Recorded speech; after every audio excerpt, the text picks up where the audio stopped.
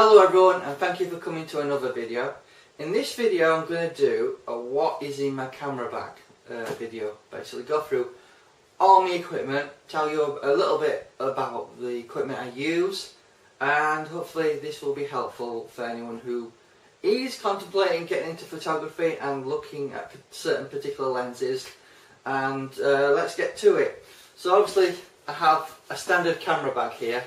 This one's called the Pullman. It's just a standard cheap bag you pick up for about 30 quid. Here we have a large Bellora bag.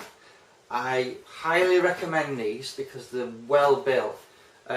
Basically you'll get virtually all your lenses in one bag. It'll be a bit of a tight squeeze if you've got lots of lenses, but this is the bag you need. Retailing for around 60 to 80 £. Anyway, I wanted to go through what lenses I've got, so without further ado, let's move this out of the way and put it here. It's quite heavy. So, what shall we start off with? Right, this lens is the 10 to 18mm lens. It's really good.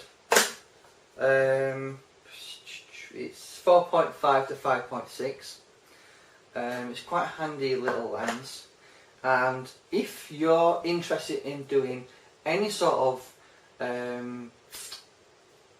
interior photography, you know, if you're in the business of selling houses, this is the lens you want, because the maximum aperture is quite small, but you don't need a 2.8 lens for interiors. It's also good for outside, but generally speaking you're going to be using this lens at f8, so you're going to want a tripod, and basically you will get anything in the shot you want. Basically this will get a full room in your shot easily, but generally you'll pick this lens up for around £250. You'll have to basically buy a lens hood separately, which is a bit annoying that Canon don't include it, considering the likes of Tamron and Sigma do include one. Basically your filter thread is 67mm, and this is in the FS lens, so but it has IS, so that is a good lens if you want to do landscapes or interiors. So that starts our roundup from 10 to 18mm. Full frame wise, it's starting out at around 28mm, something like that. Don't quote me on that. But basically it's 10 to 18mm. So that's our wide angle lens that we use. Sometimes on full frame cameras, if you're zoomed out a little bit and the back of the zooming action protrudes a little bit into the back of your camera, there is a possibility of your mirror hitting the back of the lens. So that's why they suggest don't use crop sensor lenses with full frame. But it's not to say you can't use them if you're careful. Right, here's one of my favourite lenses. This is the Sigma 17 to 50mm lens. I got this for around £300. Basically it's a crop sensor camera lens, what they call a C lens. Basically it'll fit on your crop sensor APS-C cameras, but it will fit on full frame cameras as well. You just got to be mindful that the mirror doesn't hit the back end of your camera lens, but generally speaking the only disadvantage is you'll see a black ring around where the actual lens isn't covering. But if you're willing to crop, there's no reason why you can't use that on full frame. So it's got no manual override focus. Basically what that means is when the lens is in autofocus, you can't rack the focus ring because you could damage the motor. It has optical stabilisation. It does have obviously your standard manual and autofocus switch there, so it's not a big problem for me just to put it into manual, and it's a 2.8 aperture, so that's a really good lens, and something I use if I'm going out in low light situations. So that's the 17 to 50mm APS-C lens. Right, here is probably one of my favourite lenses, which is the Mark 1 70 to 200mm 2.8 Canon IS lens. Basically it's got 3 stops of stabilisation rather than 4 compared to the version 2. Basically it's got minimum focus of 1.4 meters to 2.5 to infinity. You've got autofocus and manual override, so when it's in autofocus I can still adjust the focus without damaging anything. It has image stabilizer on and off, obviously, and it has stabilizer mode 1 and 2. 1 is just standard, up and down, sideways, and number 2 is for panning, basically. So that's another favourite of mine, and I always keep hold of that for doing close-ups. Now I do keep hold of this lens. This is the actual kit lens that comes with most of your cameras. This is the 18 to 55mm. I believe it's 4.5. No, it's 3.5 to 5.6, and this is the version 2.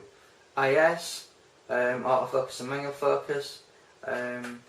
It's really light though, so if you want to pop your camera in a small bag with this, it's hardly noticeable the weight, so it's quite handy to carry if you don't want to carry heavy equipment with you, because obviously the Sigma equivalent, which obviously is a better aperture on it, is probably 2 or 3 times the weight of this.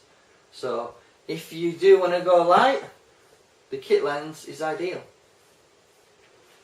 So what else do we have in our bag? Well, we have the 2x extender. Now these are the version 1s.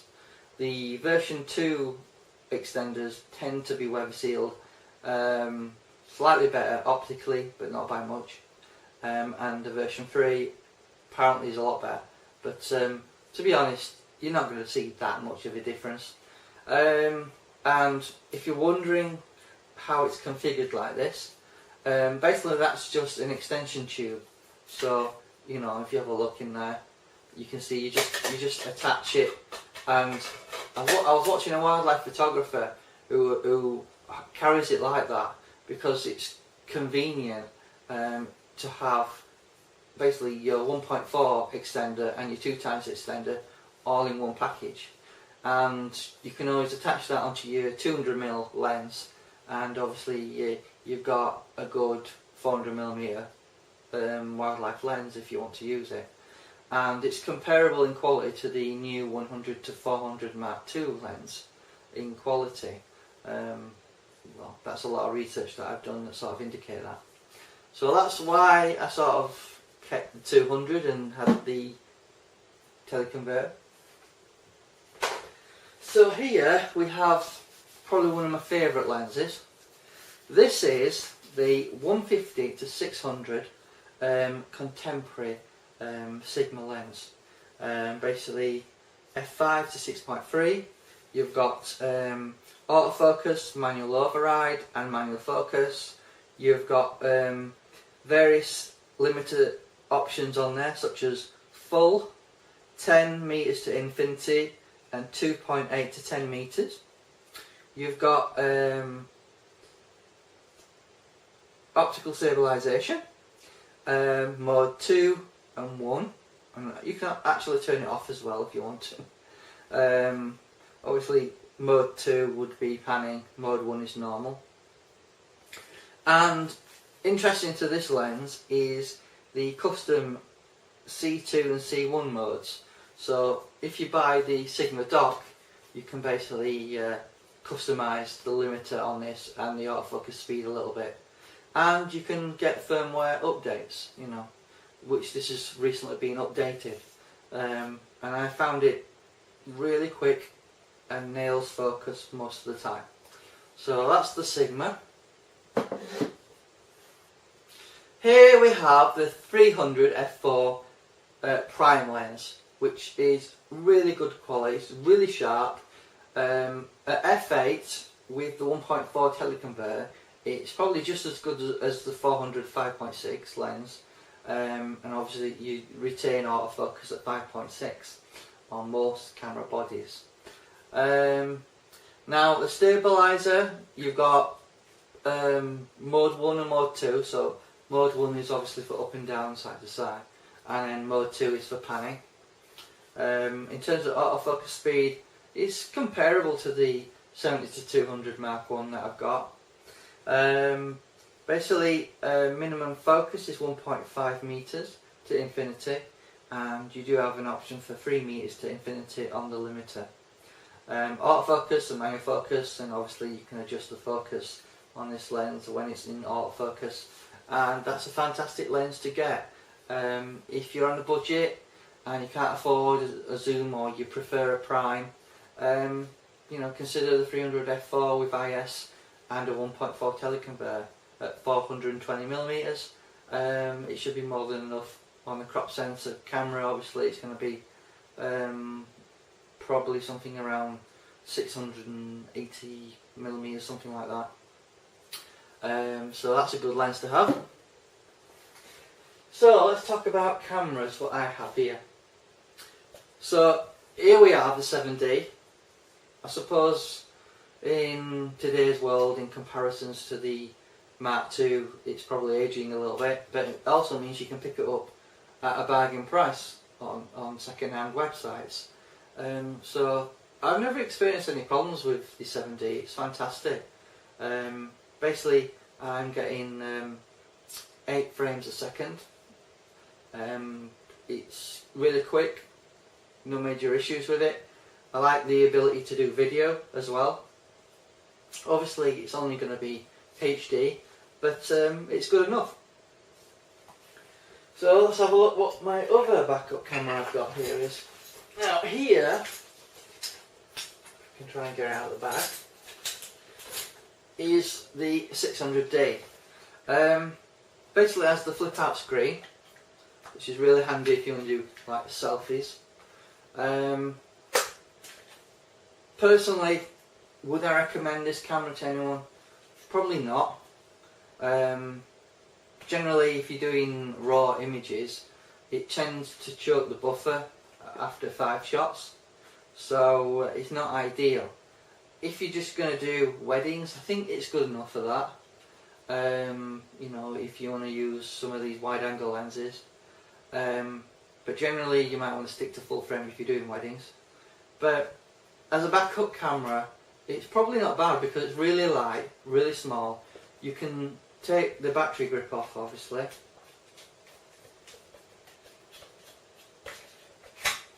You can see how small it is, and if you were to put the 10 to 18mm lens on that, it's quite a compact camera really. So, you know, if you want to go small, say you've got a job on a cruise ship or something and you don't want to take much with you, that's quite a good backup camera. Now the last of my cameras I have here is the EOS 1D.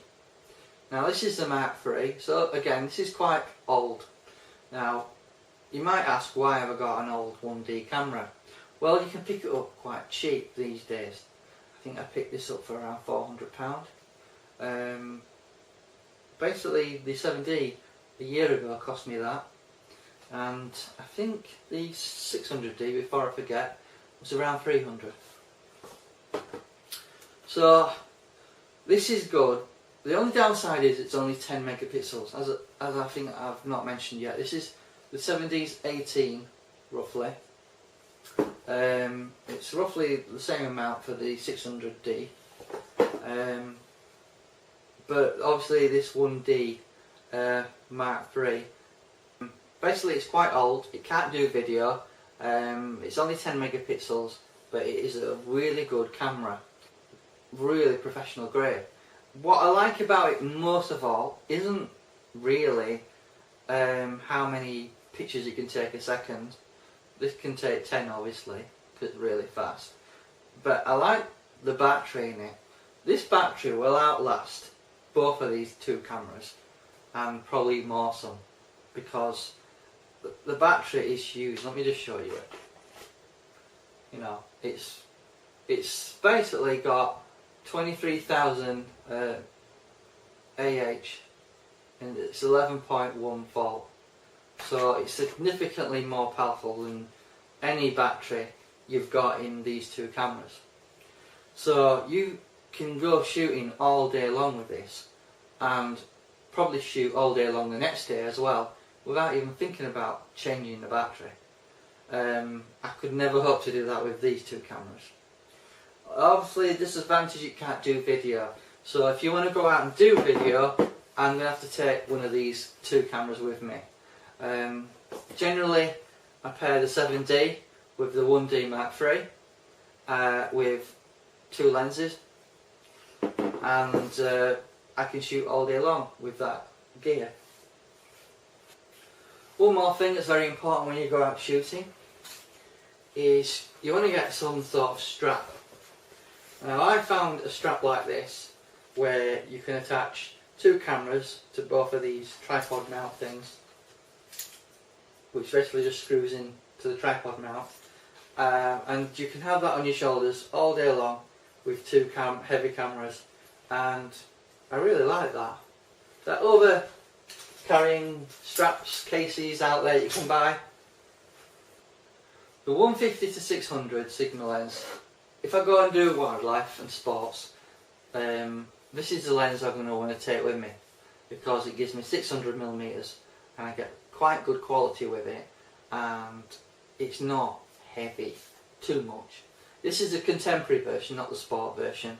The sport version is 3.2 kilograms. This is around 2.1 kilograms. It's about the same weight as the Tamron, the 150-600.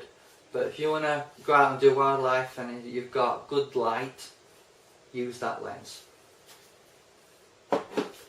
However, if it's getting a bit dark and you want to get some close-up pictures, but you're too far to use the 2.8 70-200, possibly consider the 300 f4 lens. You can have the teleconverter on, make it 5.6, take it off, make it f4, so you'll get really sharp images with that.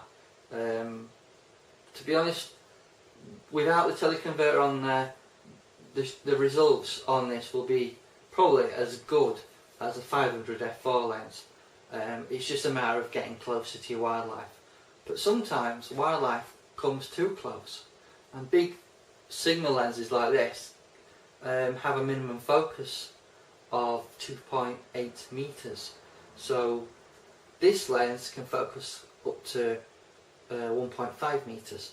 So this sometimes can be better if something comes close. That's why I have two cameras on me most of the time. So if the Sigma, I'm too close for that, I can always switch to the 300 f4 or the 70-200 2.8 lens. So let's talk about the 70-200.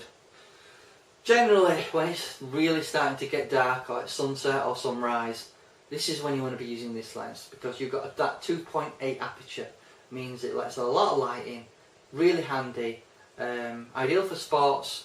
You can stick the 2x teleconverter on if you want to, so you'll get 5.6, or f4 if you use the 1.4 teleconverter on there, making this near enough 300mm without a crop factor. I think it's 280mm with the 1.4 or 400 with the 2x. So I would probably say that lens is probably pretty good for sports. This lens, as I said before, the 10-18mm, is ideal for basically doing landscapes or interiors, basically. If you are selling your property or you want to get into property photography, that is a lens I would recommend. The general purpose outside, street photography, going out and about, doing cityscapes, as I said, street photography. When it's starting to get a bit dark, 2.8 aperture on that comes in really handy. You could probably get away with using that indoors as well if you you know, you want to do interiors. The only problem with that is it's not quite wide enough sometimes, so that's why you might want to consider the 10 to 18 if you want to do indoor work. And the last lens we have here, as I've already mentioned, but I just wanted to go through them quickly, is the 18 to 55mm kit lens. Obviously it's not going to be quite as good as these other lenses in terms of optical quality. However, it's not to say you can't get good results. Now, I want to dispel the myth that you need a lens like this to be a professional photographer and create brilliant results. It is possible to create award-winning results with this lens. Clearly, if you're doing wildlife, this is no good because you're too far away and there's no point cropping. You might be able to get away with it if you were using the, I think it's the 5DRS, which is 50 megapixels. But generally you're going to need a big lens if you're doing wildlife or sports such as football or motorsport, something like that. But for you guys that are just learning and developing your skills, the kit lens can produce results that you can sell. It's very possible to obtain and produce work that is sellable with the kit lens. What is quite handy about the kit lens is it's light, very light, and you've got image stabilization on there as well. I would probably say this is probably more than capable of producing good studio work, but because sometimes you need to gain more light into your studio, I would always recommend for a faster lens, and I would highly recommend the Sigma 17 to 50mm lens. Now obviously it's not as well built as a Canon, it rattles a little bit, if you can hear that. But basically this Sigma DC EX HSM lens is as good as a Canon in terms of autofocus speed, but you don't want to be too concerned with autofocus speed when it comes to short focal lengths, because the focus is quick like that. You will never have a problem with autofocus speeds. So I just wanted to go through roughly the equipment I've got here. If I was to tell you which is the best camera I've got here, I'd probably say the 7D, because it's just as good as a video camera as it is as doing fast shutter speed, taking pictures, that sort of thing. 600D is your budget camera basically, and it's quite cheap, it feels cheap, but because of the articulating screen it's pretty handy at doing selfies. So if you want to do some selfies with a wide angle lens. Now a lot of people have said the ideal choice with this is the 10 to 18mm. If you want to do selfies or YouTube blogs, consider the 10 to 18mm and marry it with a cheap entry-level digital SLR. So if you are interested in doing YouTube videos and you want to get yourself set up to do videos or photography on the cheap, possibly look at the 500D, 600D or 650D, marry it up with the 10 to 18mm lens, which is fairly cheap. You could probably get both of those for about £500, and that's a cheap setup really to do YouTube blogging. Just thought I'd throw that out there so you guys might be interested in that. If you are like me and you want to do sports photography, I think ideally there's only two options at the moment, well, three options if you include the 100 to 400 Mark II Canon lens. But be mindful that some of the budget cameras won't be able to power the autofocus as quickly as the more expensive 1D models, such as the 1DX and the 5D Mark III. But generally speaking, if you want to do sports or wildlife, you're going to need 5 to 600 millimeters. Another lens I don't have here, but I would certainly suggest it and recommend it, is the Canon 500 f4 lens. Unfortunately, it's a lot of money. You can pick it up probably second hand between £2,000 and £3,000. New, it's around 6, and I think it's even more than that for the Mark II. Anyway, I hope this video has been informative about these lenses and the cameras I've got here, and thank you for watching.